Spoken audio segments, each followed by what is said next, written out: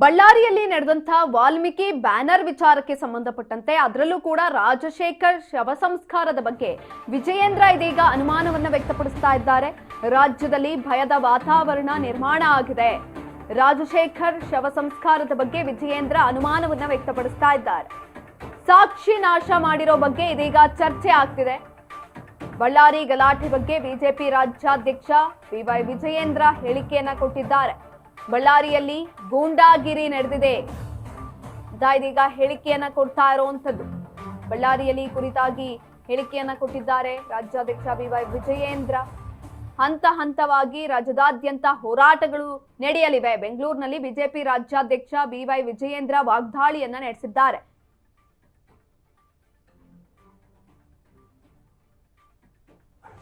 ಸತ್ಯದ ಅರಿವು ಇತ್ತೀಚಿನ ದಿನಗಳಲ್ಲಿ ಅವ್ರಿಗೆ ಆಗ್ತಾ ಇದೆ.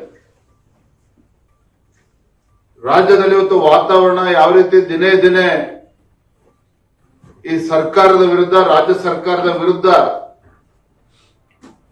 ಆಗ್ತಾ ಇದೆ. ಜನರು ಯಾವ ರೀತಿ ಕಾಂಗ್ರೆಸ್ ಸರ್ಕಾರದ ಬಗ್ಗೆ ವಿಶ್ವಾಸನ ಕಳೆದುಕೊಳ್ತಾ ಇದ್ದಾರೆ. ಇದರ ಅರಿವು ಆದ್ಮೇಲೆನೆ ಕಾಂಗ್ರೆಸ್ ಪಕ್ಷ ಜಿಲ್ಲಾ ಪಂಚಾಯತಿ, ತಾಲೂಕ್ ಪಂಚಾಯತಿಯನ್ನು ಕೂಡ ಮುಂದೂಡಿಕೊಂಡು ಇವತ್ತು ಮನ್ರೇಗಾ ಗಾಂಧೀಜಿಯವರನ್ನ ಕೇಂದ್ರದ ಎನ್ಡಿಎ ಸರ್ಕಾರ, ಮಹಾತ್ಮ ಗಾಂಧಿ ಜನತಾ ಪಾರ್ಟಿ ಇವತ್ತು ನಾವು ಒತ್ತಾಯ ಮಾಡ್ತಾ ಇದ್ದೇವೆ ಮಾನ್ಯ ಮುಖ್ಯಮಂತ್ರಿಗಳಿಗೆ. ಈಗಲೂ ಕೂಡ ಕಾಲ ಮಿಂಚಿಲ್ಲ, ದಲಿತ ಕುಟುಂಬಕ್ಕೆ ನ್ಯಾಯ ಕೊಡುವಂತ ಕೆಲಸ ಮಾಡಬೇಕು, 50 ಲಕ್ಷ ರೂಪಾಯಿ ಪರಿಹಾರವನ್ನು ಕೊಡಬೇಕು ಅನ್ನೋದನ್ನು ಕೂಡ ಮತ್ತೊಮ್ಮೆ ನಾನು ಆಗ್ರಹ ಪಡಿಸ್ತಾ ಇದ್ದೇನೆ.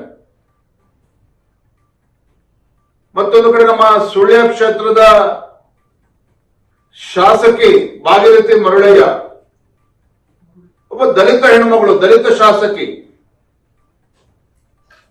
ಮೊನ್ನೆ ದಿನ ಪಕ್ಕದ ವಿಧಾನಸಭಾ ಕ್ಷೇತ್ರ ಬಂಟ್ವಾಳ ಸಂದೇಶ್ ಒಬ್ಬ ಕಾಂಗ್ರೆಸ್ ಕಾರ್ಯಕರ್ತ ಶ್ರದ್ಧಾಂಜಲಿಯ ಟ್ವೀಟ್ ಅನ್ನ ಮಾಡ್ತಾನೆ ಶಾಸಕಿಯ ವಿರುದ್ಧ. ನಮ್ಮ ಸಂಘಟನೆಯ ಪರಿಸ್ಥಿತಿ ಏನಿದೆ, ಮತ್ತೆ ಮುಂದೆ ಬರುವಂತಹ ಜಿಲ್ಲಾ ಪಂಚಾಯತಿ ಮತ್ತು ತಾಲೂಕ್ ಪಂಚಾಯತಿ ಚುನಾವಣೆ ಹಿನ್ನೆಲೆಯಲ್ಲಿ ಯಾವ ರೀತಿ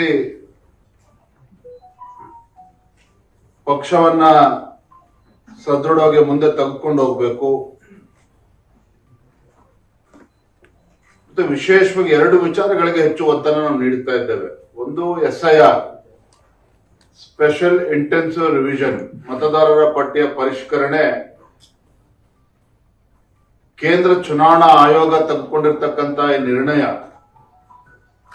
ಯಾವ ರೀತಿ ಬಿಹಾರ ರಾಜ್ಯದ ಚುನಾವಣೆಯ ಫಲಿತಾಂಶದ ಮೇಲೊಂದು ಪರಿಣಾಮ ಬೀರಿದೆ, ಯಾವ ರೀತಿ 65 ಲಕ್ಷಕ್ಕೂ ಹೆಚ್ಚು ಬೋಗಸ್ ಮತದಾರರು ಪಟ್ಟಿಯಲ್ಲಿ ಸೇರ್ಕೊಂಡಿತ್ತು, ಅದನ್ನ ಕೈಬಿಡುವಂತ ಕೆಲಸ ಯಾವ ರೀತಿ ಅಲ್ಲಿ ಚುನಾವಣಾ ಆಯೋಗ ಮಾಡಿದೆ. ಮತ್ತೆ ಉತ್ತರ ಪ್ರದೇಶದಲ್ಲೂ ಕೂಡ ನಾವು ಪತ್ರಿಕೆಗಳನ್ನ ನಾವು ನೋಡ್ತಾ ಇದ್ವಿ, ಸುಮಾರು 2.5 ಕೋಟಿಗೂ ಹೆಚ್ಚು ಬೋಗಸ್ ಮತದಾರರು ಆ ಪಟ್ಟಿಯಿಂದ ಬಿಡುವಂತ ಕೆಲಸ ಆಗಿರುವಂತದ್ದನ್ನು ಕೂಡ ಉಲ್ಲೇಖ ಮಾಡಿ, ಮುಂದೆ ಫೆಬ್ರವರಿ ನಂತರದಲ್ಲಿ, ಅಂದ್ರೆ ರಾಜ್ಯದಲ್ಲಿ ಯಾವಾಗ ಚುನಾವಣಾ ಆಯೋಗ